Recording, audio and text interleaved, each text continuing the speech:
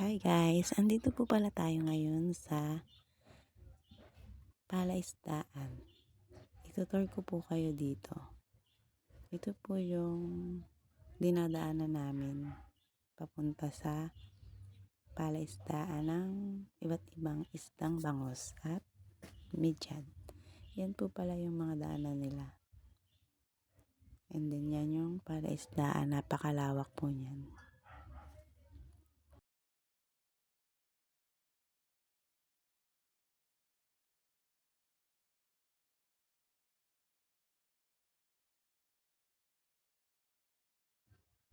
Pag-aano nila, asikaso nila ng mga isda. Diyan po nila pinapadaan. At yan po nila yan huhulihin.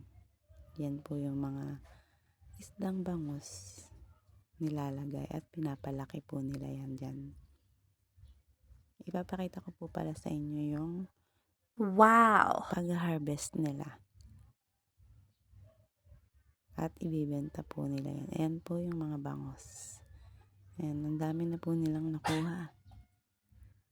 Mapupuno na po yung kanilang sako.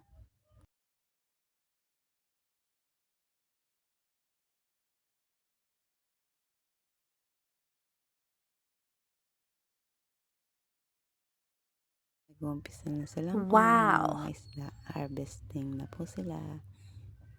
Yan. Ang dami. Wow! Nila, oh. Matatabang bangus. Fresh na bangus. Yan po ay sa tubig alat po ng palaisdaan. Kaya po masarap po ang bangus na isda dyan. Ayan, ang dami na po.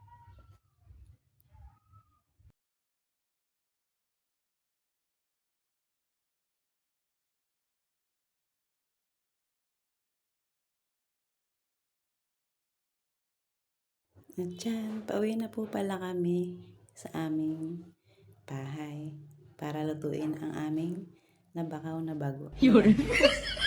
Hindi lang po pala sa amin yan. May blessings po kami na 2 kilong bangus na fresh. Ayan na po yung brother ko. Dala-dala na po niya ang aming nabakaw na bangus.